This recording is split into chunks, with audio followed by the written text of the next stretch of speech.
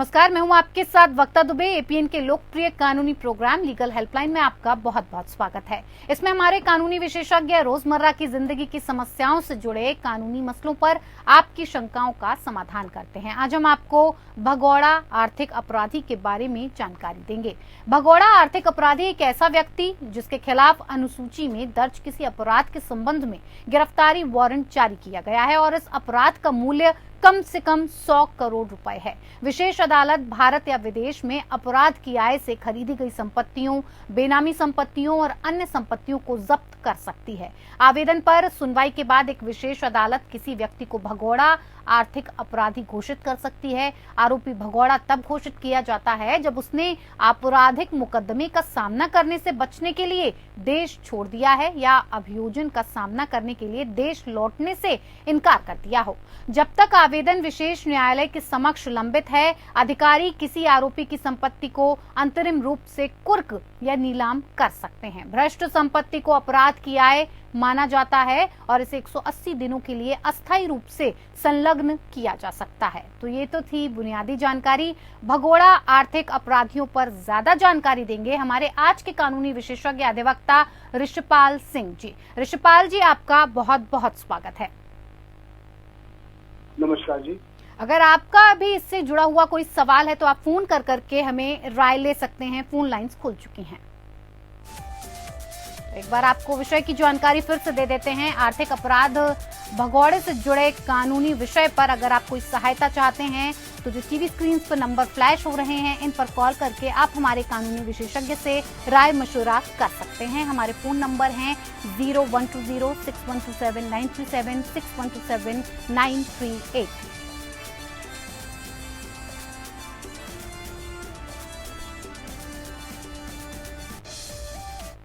तो चलिए कार्यक्रम की शुरुआत करते हुए ऋषिपाल जी, सबसे पहले मैं आपसे जानना चाहूंगी कि आर्थिक अपराध के भगोड़ों के कानून फ्यूजिटिव इकोनॉमिक ऑफेंडर्स एक्ट 2018 कब और क्यों लाया गया और इस कानून का मकसद क्या है? देखिए, आर्थिक अपराध जो अधिनियम है और आर्थिक अपराध अब हमारे देश में पिछले कुछ समय से बहुत बड़ी तादाद में बढ़ गया है।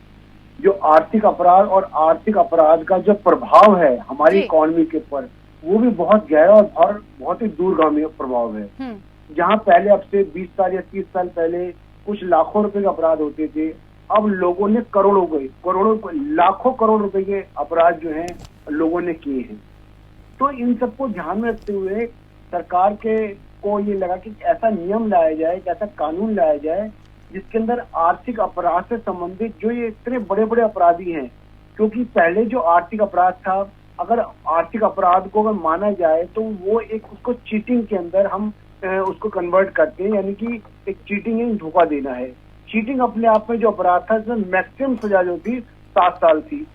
लेकिन चीटिंग के बाद जो आर्थिक अपराधी जो थे, जो बड़े पैमाने पर जब आर्थिक अपराध करते थे और करते हैं, जिनसे जो बहुत बड़ी तादाद में जो फाइनेंस होता है, जो फंड होता है, वो बैंकों का, फाइनेंशियल कंपनीज का या सरकार का, वो फंड जो है जो फंस जाता है, तो अपने आप में बहुत गहरी स्थिति थी।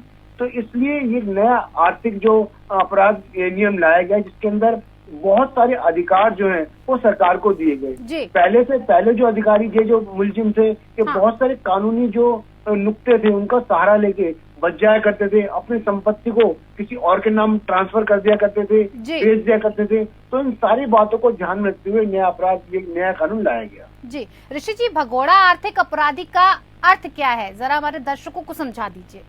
देखिए, ऐसे आर्थिक अपराधी जिन्होंने बहुत बड़े पैमाने पर आर्थिक अपराध किया, जैसे मान लीजिए बैंकों से करोड़ों रुपए का लोन ले दिया या शेयर बाजार में करोड़ों रुपए का घोटाला कर दिया, या और किसी तरीके से बहुत आर्थिक अपराध किया, और वो आर्थिक अपराध करने के बाद वो इस देश का जो टेरिटोरियल जुडिक्शन है, जो उसकी सीमा है, उसकी सीमा से वो भाग गए। यानी कि अब वो जो हमारी सरकार है और जो हमारी कानूनी व्यवस्था है, उस कानूनी व्यवस्था से की पहुंच से वो बाहर चले गए। तो ऐसी स्थिति में ऐसे अपराधियों को आर्थिक भगोड़ा माना गया, यानी कि क्योंकि वो हमारी जो रीच है, हमारी कानूनी पहुंच है, उससे बाहर निकल गए जी। तो ऐसे अपराधियों को विशेष तौर पे अब जो कानून है वो भी बहुत सख्ती से लेता है। जब आर्थिक अपराध जो भगोड़ा कानून लाया गया है तो उसके अंदर बेल मिलना, उसके अंदर जो और सुविधाएं मिलना, जो पहले चीटिंग के मामलों में बेल मिल जाया करती थी, ठीक है चीटिंग का मैटर है और ये डॉक्यूमेंट्री प्रूफ है, और बहुत सारे ऐसे जजमेंट आए कि हाँ कुछ समय बाद बेल मिल जाया करती थी, लेकिन नए नियम आने के बाद बेल मिलना जो है अपराधों बहुत मुश्किल हो गया है, और अपराधियों को जहां भी जिस भी सीमा में जाते हैं उनको पकड़ के लाया जाता है जी। ऋषि जी, अगर बात करें उन अपराधों की कि ऐसे कौन कौन से अपराध हैं जो आर्थिक अपराध की श्रेणी में आते हैं? देखिए, जैसे नाम से जाहिर है, हाँ। ऐसा अपराध जिसमें कहीं ना कहीं इकोनॉमी या फंड या मनी इन्वॉल्व होती है जी। ठीक है, इसमें ज्यादातर अपराध की जो बात होती है, ज्यादातर अपराधी जो पिछले कुछ समय से देखे गए हैं वो एक कैटेगरी पे ये है कि उन्होंने जो फाइनेंशियल इंस्टीट्यूशन है, जो बैंक हैं, बैंक से उन्होंने करोड़ों रुपए का, लाखों करोड़ों रुपए का लोन ले लिया, हाँ। और लोन लेने के बाद उन लोगों ने लोन को चुकाया नहीं, और उनकी संपत्ति, जब उनकी संपत्ति को बाद में जब बैंक कुर्क करता है तो उसकी वैल्यू जो है उनके लोन से बहुत कम आती है। तो ऐसी स्थिति में जो बैंक का घाटा है वो बैंक का घाटा चुकाने के लिए कोई नहीं, अपराधी वहां से भाग चुका है, हाँ। तो आर्थिक अपराध की सबसे बड़ी जो व्यवस्था है तो वो है कि बैंकिंग जो लोन लेती है। दूसरा जो शेयर बाजार होता है, मनी मार्केट होती है, मनी मार्केट में बड़े पैमाने पर ये व्यवस्था चलती है कि भाई उसमें मतलब इनसाइडर ट्रेडिंग हो गई, और किसी तरह से जो शेयर का भाव है उसको मैनिपुलेट किया गया किसी भी तरीके से, जिसके अंदर जो विक्टिम्स हैं, जो लोग हैं, बैंक हैं, इंस्टीट्यूशन है, गवर्नमेंट है, उनका आर्थिक रूप से नुकसान होता है, हम उसको आर्थिक अपराध की श्रेणी मानते हैं जी। बिल्कुल ऋषि जी। ऋषि जी, अगर बात करें उन हालातों की कि भगोड़ा आर्थिक अपराधी घोषित किया जाता हो, ऐसे कौन से हालात होते हैं जब उसे भगोड़ा घोषित कर दिया जाता है? देखिए, सबसे पहले जब किसी व्यक्ति के खिलाफ कोई प्राथमिकी या एफआईआर दर्ज होती है, हाँ। तो सेक्शन 41(1) का उसको नोटिस दिया जाता है कि आपका भी पक्ष आप जान सकते हैं, अपना पक्ष आप बता सकते हैं, और वो जो इन्वेस्टिगेटिंग एजेंसी है वो आपका पक्ष भी सुनेगी। ऐसा नहीं है कि अगर विक्टिम ने ये कह दिया कि आपने चीटिंग करी है तो ये माना जाएगा आपने चीटिंग करी है जी। और जब वो उस नोटिस देने के बाद भी पुलिस के पास नहीं आता तो ऐसी स्थिति में पुलिस क्या करती है, उसके वारंट इशू कराने के लिए जो कंसर्न मैजिस्ट्रेट के पास जो है एप्लीकेशन लगाती है। तो पहले उसके वारंट इशू होते हैं, बेलेबल वारंट होते हैं, जब वो बेलेबल पे नहीं आता तो नॉन बेलेबल होते हैं। जब नॉन बेलेबल वारंट भी एग्जीक्यूट नहीं हो पा रहे होते, नहीं उसको पहुंच पा रहे होते, उसको पकड़ा नहीं जा रहा होता, तो अगली कार्रवाई जो होती है वो भगोड़ा होने की होती है, जिसके अंदर 82 और 83 कार्रवाई होती है, 82 सीआरपीसी की, 83 सीआरपीसी की, कि उसको एक प्रोसीजर के तहत जो है उसको भगोड़ा घोषित किया जाता है। उसके अंदर उसके घर के बाहर एक नोटिस लगाया जाता है, उस पर टाइम दिया जाता है, उसके बाद अखबार के अंदर वो सूचना निकाली जाती है। उसके बाद ये माना जाता है कि उस व्यक्ति ने ये जानते हुए कि उसको प्रोसेस में कोर्ट में पहुंचना है, इन्वेस्टिगेटिंग एजेंसी के सामने पहुंचना है, फिर भी वो अपने आप को छुपा रहा है, तो ऐसी स्थिति में उसको, उस व्यक्ति को माना जाता है कि वो व्यक्ति अपराधी जो वो भगोड़ा है और वो आर्थिक भगोड़ा की श्रेणी में आता है जी। ऋषि जी, भगोड़े और अपराधी में कितना अंतर है, क्या अंतर है? देखिए, अगर किसी व्यक्ति ने अपराध किया है, इसको आप थोड़ा सा ऐसे समझे, हाँ। जैसे कोई व्यक्ति इंग्लिश में बोलते हैं एक्यूज और कन्विक्ट, इसको या उर्दू में बोलते हैं मुजरिम और मुलजिम, या हिंदी में बोलते हैं दोषी और दोषसिद्ध।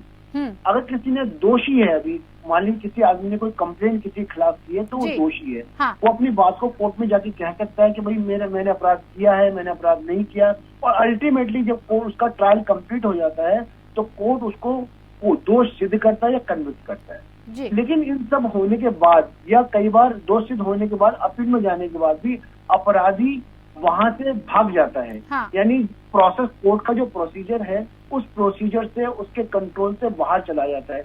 जब भी उसको, अगर वो बेल पर है और बेल के बाद वो गायब हो गया, या मान लीजिए उसको पुलिस नोटिस भेज दिया, वो नहीं आ रहा, तो ऐसी स्थिति में जो प्रोसीजर के तहत, यानी एक पहले, जैसे मैंने आपको पहले बताया, पहले वारंट इशू होता है, वारंट के बाद भी जब वो व्यक्ति पकड़ में नहीं आता तो फिर चस्पा होता है, उसके बाद नोटिस लगता है, फिर अखबार के अंदर निकलता है, हाँ। और उसके बाद इन सब होने के बाद उस व्यक्ति को भगोड़ा घोषित माना जाता है। ऋषि जी, निदेशक और अफसरों के अधिकार क्या हैं? देखिए, किसी भी कंपनी में जो निदेशक होता है और अफसर होता है, अफसर तो एक कर्मचारी होता है जो काम करता है और जिसको तनख्वाह मिलती है, लेकिन वो निर्णय नहीं लेता जी। जो निदेशक होता है, जिसको हम डायरेक्टर बोलते हैं, उसको निर्णय का अधिकार होता है। हाँ जी। वो निर्णय लेता है और उस कंपनी पर या उस जो ऑर्गेनाइजेशन है उसमें जो भी काम होते हैं उसकी जिम्मेदारी उस निदेशक के ऊपर होती है।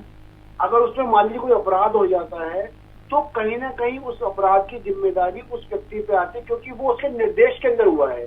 वो ये नहीं कह सकता कि मेरे निर्देश में नहीं है। जैसे आपने देखा होगा 138 का जो 138 के मैटर होते हैं जिसमें चेक बाउंस के केसेस होते हैं, उन केसेस के अंदर भी क्या होता है कि अगर जो निर्देशक होते हैं वो निर्देशकों की कहीं ना कहीं जिम्मेदारी होती है कंपनी को संभालने की, तो उससे संबंधित अगर उसके फायदे उठाते हैं, नुकसान उठाते हैं, तो उसकी जितने भी निर्णय होते हैं उन निर्णयों में उनकी भागीदारी होती है। उस निर्णय की से वो बच नहीं सकते, उनको का जवाब देना होता है। इसलिए जो कोई भी अफसर है, जिसमें काम करने वाला जो कोई व्यक्ति है, वो केवल अपने आप को कह सकता है कि मुझे तो इस बात का आदेश दिया गया, उस आदेश को, उस निर्णय को मैंने आगे स्वीकार किया और काम किया। निर्देशक ही है उसकी कंपनी के अंदर जिसकी जिम्मेदारी होती है कि वो देखे कि कोई अपराध हो रहा है और हो रहा है तो उसकी जानकारी दे। अगर वो नहीं देता तो ऐसी प्रिजम्पशन होती है, माना जाता है कि वो कहीं ना कहीं उस अपराध में लिप्त है। जी ऋषि जी, आर्थिक अपराधी जो होते हैं वो कहीं ना कहीं आर्थिक तौर पर कई बहुत बड़ा नुकसान सरकार को पहुंचाते हैं, तो सरकार उस नुकसान का भरपाई करने के लिए जो संपत्ति होती है अपराधियों की उसे जब्त करते हैं। तो उससे जुड़ा नियम या कानून क्या है? साथ ही साथ जब इसको लेकर तलाशी और उस दौरान मिली वस्तुओं की जब्ती होती है तो उसके नियम कानून क्या है? देखिए, पहली स्थिति तो जैसे आपने पूछा कि जब भी अपराधी कोई आर्थिक अपराधी करता है तो उसकी संपत्ति की जब्ती होती है। हाँ। तो संपत्ति की जब्ती तो होती है, लेकिन अधिकांश जितने केसेस होते हैं आप समझ लीजिए आर्थिक अपराधी की जो संपत्ति है वो हमेशा जो उसने अपराध किया है, जो क्लेम गवर्नमेंट का है या बैंक का है, उससे हमेशा बहुत कम होती है जी। अगर उसकी संपत्ति की कीमत ज्यादा होती तो वो कभी भागता नहीं। जैसे विजय माल्या है और नीरव मोदी है, इनके जितने इनके लोन है उनकी तुलना में इनकी संपत्ति बहुत कम है। तो पहले जो अब नियम थे उनके तहत क्या है कि ये संपत्ति को ट्रांसफर कर दिया करते थे, किसी और को बेच दिया करते थे, या पत्नी को ट्रांसफर कर दिया, किसी और को कर दिया, तो वो कहते थे ये तो हमारी निजी संपत्ति है, इसका कंपनी से लेना देना कुछ नहीं है या अपराधी से लेना देना कुछ नहीं है। लेकिन अब जो नया नियम है उस नए कानून को बहुत विस्तृत कर दिया गया है। तो ऐसी स्थिति में जो संपत्ति जब्त होती है तो वो आसानी से उसको ट्रांसफर नहीं करते, और अगर ट्रांसफर कर भी दिया है तो पूरी इंक्वायरी होती है और वो सारा का सारा ट्रांसफर जो है वो रद्द हो जाता है। जी। दूसरा जो सवाल आपका था जो तलाशी संबंधित था, हाँ। या अब जो पीएमएलए के अंदर भी और दूसरे कानून के आर्थिक अपराधों के अंदर भी जो एजेंसीज हैं उनको अधिकार ज्यादा दिए गए हैं कि अब वो जो जब मालिक तलाशी लेने जाती हैं तो उनको अधिकार है कि वो दरवाजे भी तोड़ सकते हैं, ताला है उसको भी तोड़ सकते हैं, लेकिन उसके बाद की संपत्ति जब तलाशी लेते हैं तो उसके बाद जो सीआरपीसी के नियम होते हैं कि 5 पंचों को बुलाना आवश्यक है। 5 लोगों के सामने जो भी जब्ती होती है उस जब्ती का पंचनामा बनाया जाता है। उस पंचनामे में वो सारे के सारे जो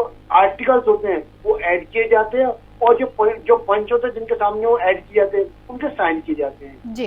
तो ये सारी प्रोसीजर जो सीआरपीसी में ऑलरेडी प्रोसीजर है, हाँ। वही प्रोसीजर जो ऑलमोस्ट पीएमएलए में थोड़ा सा और प्रोसीजर को में और एजेंसियों को थोड़ी सी और शक्ति दे दी गई है, लेकिन ऑलमोस्ट प्रोसीजर जो जब्ती का और उस पर तलाशी का वही है। जी ऋषिपाल जी, बहुत बहुत धन्यवाद हमारे साथ जुड़ने के लिए और इतनी बेहतर कानूनी जानकारी हमें देने के लिए। तो फिलहाल लीगल हेल्पलाइन में मेरे साथ इतना ही। नमस्कार।